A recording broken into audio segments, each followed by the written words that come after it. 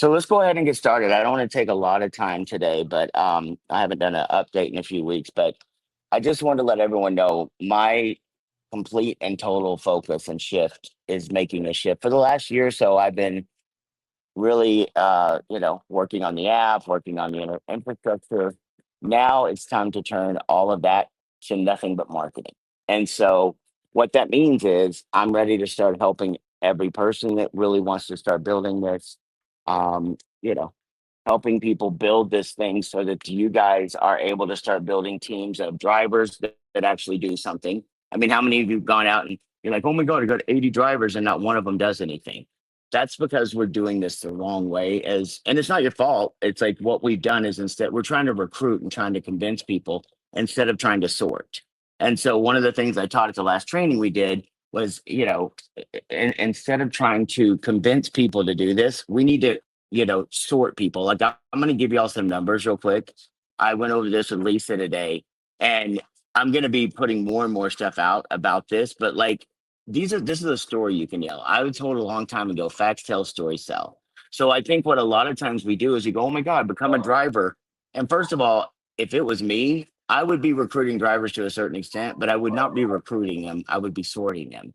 I talked to Mario this morning, and we talked about like how many drivers are stuck in this mentality of, oh my God, Uber sucks, Lyft sucks, I want something different. And then when you give them something different, oh my God, that's too different. So, or they complain or they bitch and they moan and they gripe about everything. And that's not what you want. Like if you were in a relationship with someone, you had to convince them every single day that you still love me, right? Like you still love me. Tell me the reasons why you love me. Oh, well, this is wrong. That's wrong. Like that's not a fun relationship to be in.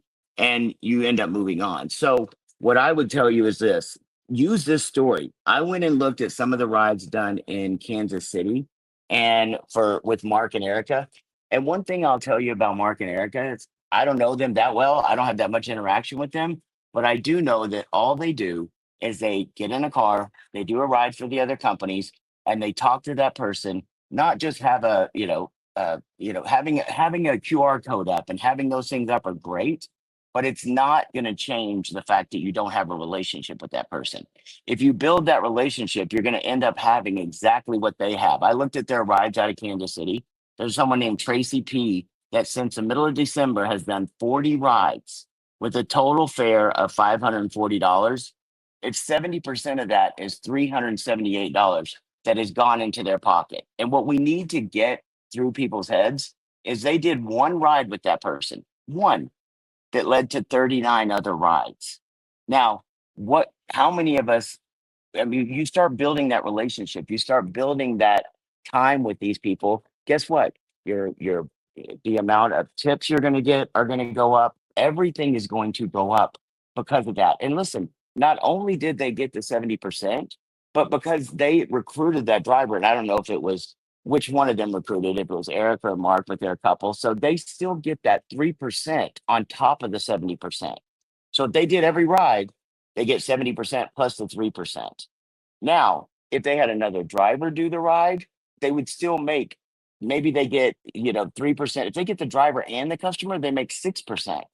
So on every ride that comes out of Kansas City, they are making something on every single one of those rides. They had another lady named Jada S that did 72 rides since November.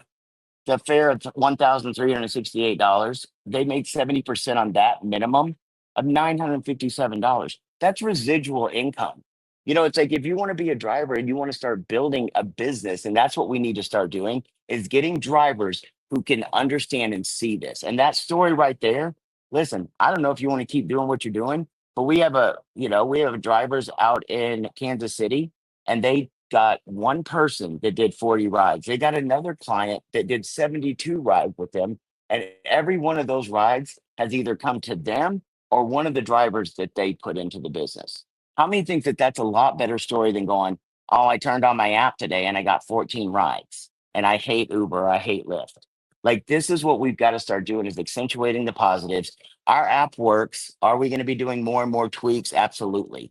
There's something that in the back office, if you go under the driver if you go under where the drivers the pricing, I'm working on a video right now with James that your drivers will be able to know how to do it. Because a lot of times driver goes, "Oh my God, that's great. We have driver pricing." Then you don't know how to do the driver pricing. So James has a video where he's already put it up once. I have him making a couple tweaks to it. It should be up by tomorrow or Wednesday. When a driver goes into that area under the driver pricing, they are going to be able to see, hey, this is what over here I'm getting. Now, right now, I need you all to understand there's one thing I'm not going to be able to share it on my screen. Um, but if you go under the driver pricing, under the estimated fare, and I want you all to understand this, I'm getting it fixed. But when we authorize someone's credit card for a ride, we have to authorize their card for 20% more than what the actual ride is, because all of you like to get a tip, correct? Well, if we don't authorize for that 20% at least, and their card doesn't go through, the ride won't go through. Or we want to make sure that they're going to be able to make that payment of 20% more. So we authorize that. So when you do your fares right now, you'll see the estimated earning and the estimated fare. We pay 70%, but you got to minus 20% off of that estimated fare. But I'm going to have James fix that. So these are little tweaks and little things that we're working on a daily basis to make this thing better. But what I really want you to get down more than anything is understanding that we are now going into a marketing mode. I will do phone calls all day. You get a driver, you want me to talk to him, get with Lisa. Maybe we can set up another scheduling thing for me to take. I am here for the next 2 weeks until March 5th. And like I said, I am in work mode like nothing you've ever seen in your whole life right now. I want to be talking to drivers. I want to be talking to customers, not drivers more than customers, but I mean, if you get customers and you get organizations and you get people that you want me to talk to, let's start working with them. I was in Biloxi a couple weeks ago and on Super Bowl Sunday, actually last weekend, I guess. And there was a gentleman named Ray that one of my friends, Tina, set me up with. I spent 2 hours sitting down with him and showing him how this works, how that works, why he needs to build this business. That's a lot better way of doing it than going, hey, sign up, download this app. I'll tell you another thing that we're going to be doing as well is how many of you have had a driver, even if you tell them, hey, this is how it works, then they download the app and they go, I don't know, I turned on my app and I'm not getting any rides. Yes, you're right. If you want us to do it that way, I can go back to doing it the exact way that Uber does, Lyft does, but we're going to have to spend a boatload of money on advertising and we're not going to be able to pay as much. That's exactly why you're not getting paid from Uber and Lyft on every single ride in perpetuity. We're going to pay you on every ride forever. It's like I was talking to Mario about it this morning. Like it may take longer to build this, guys, but what about 2 years from now? Like I was talking to Mario. Let's say you have all these customers that are signing up, and he said this to me. He goes, "Listen, I got people that are signing up that we're not even in their area yet. But I tell them, hey, sign up. When we get to your area, you can start doing rides. It's going to save you money." And I said, "You don't even understand what's going to happen with you, Mario. Let's say you have 5,000 or 10,000 or whatever you signed up over the next year. And then this thing just pops and goes psycho. And we're in every city and every driver is able to turn on their app. And all these customers that have downloaded the app or they've been tied to you and they go re-download the app and they start utilizing the service, guess what? Your income is going to skyrocket because of what you did right now. And I'll give you a little hint. We had a business called ERC. It was Employee Retention Tax Credit. I worked at that business, Lisa, now, 2 years ago or something like that? We were busting our butt. We were building the business. We had a lot of people coming in, probably a little over 2 years now ago when we started it. And for the first 6 months, nothing came in. Like we weren't getting paid. I was still paying salaries. I was still doing all that stuff. Then money started coming in. The IRS kind of put it on hold, but now it has started coming back again. And over the last 2 months, now don't think I'm giving any of you a loan because this money came in, but over the last 2 months, I made over $140,000 on something I did 2 years ago. Now, that money has gone into Revo, that money has gone into building other businesses. But because I was able to think long term, because I was able to not worry about just what I was going to make today, which unfortunately, a lot of times that's what our drivers do is they go, I need to make money today. And absolutely, we want them to, but we've got to find those drivers that are different. So now when a driver, I'm working on this video, I'm hopefully having it up by tomorrow. When a driver goes in to sign up, there'll be a video that pops up and it's going to be a professional video. Then I'm going to come on at the end And I'm going to talk about this is different. If you want to be with us, please sign up, but understand you're not just going to turn on your app and you're not going to just whatever get started. And I'm going to try to impart to them with examples and with stories and showing them how if they just get a few driver riders a week, clients a week, how their income can start building, just like Mark and Erica have done. Like they don't have to get at, they're probably getting new customers every time they get in the car. But guess what? They have customers that they're getting paid on from rides that they set up 2 months ago or a month ago.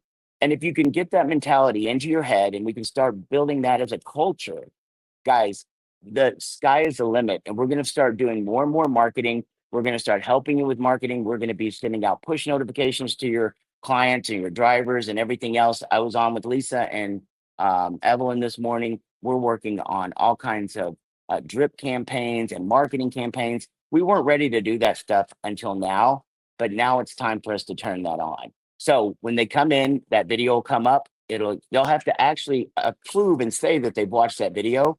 So if they ever come back to you and go, well, I don't know what's going on. I'm not getting any rides. Well, go back to the video. It said that in the video. Now, these are the steps that we can take. So instead of us recruiting and begging and trying to get people, we're going to start sorting, is what we call it in the business.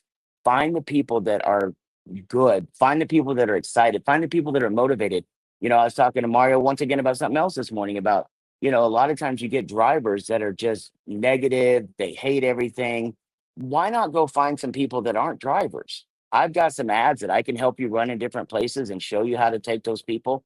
Why not build people that have never been drivers and show them how to do it the right way? And from the get go, they can make 70%. How many think we could run an ad in Craigslist and all kinds of places that says looking for new or people that have just started with Uber and Lyft that aren't jaded? We can't write that stuff in there, but it'd be nice. Hey, if you're a driver that isn't jaded, upset, and well, maybe that's not a bad idea to write that ad. We're looking for positive, upbeat, motivated people. I'm going to personally start putting some of those ads in some of the cities where I know we have drivers so that I can start building and helping you do that. So this is just a quick call this morning. I hope you're excited. I am more focused on Revo than I've been in a long time. We have some other projects that are going to help feed into Revo. We have a new social media platform called Pixa. We're going to start doing all kinds of giveaways for Revo to bring people in through using that social media platform. And I'll just tell you this. I've had some people that think, oh, well, you're focused on this and that. First of all, I have ADD, so it makes it so I have to do a lot of different things in my life. Some people are like, oh, I suffer from ADD. And I said, well, I enjoy it. I lean into it. Helps me get a lot done. But I'll tell you this, nothing is more important to me than Revo. Nothing is more important to me than taking this on a worldwide course. And some of you that are going to see this that are on here and you say, hey, when are you going to come to, Australia? When are you going to come to Nigeria? I had some guys yesterday that sent me a proposal for them to do the licensing to run Nigeria. And it wasn't like, hey, what are you going to do for me, Paul? What is Revo going to do? These guys were amazing. They said, listen, this is what we're going to do. This is how we want to start it. And listen, I'm going to work with those people. Same thing. If you're in Australia, find out what it legally takes for you to open Revo there as a chauffeur service. Because guess what? This is a software as a service model. We have made it so that drivers are more independent than any other service on the map. You get to get your own customers. Now they're your customers for life. You get to set your own rates. No other service, well, maybe one or two other services do it, but not on the scale that we're doing it. We give you the ability to do everything on your own and use our platform. So you truly are in business for yourself. You're just not by yourself. So I'm going to let you guys go. I'm available every day going forward. If you want to set up conference calls with me, with your team, with yourself, let me help you. But understand that I'm going to push you to be the best you can possibly be, because 2025, there's so many people. We're halfway through February. Do you know how many people in America have already given up on their New Year's goals for this year? Probably 90% of the people that made them. And I'm not going to let myself or Revo or anybody else be that group. So I appreciate you jumping on with me this morning. We got a lot of good things coming your way, and we will talk to you soon. Thanks, Lisa.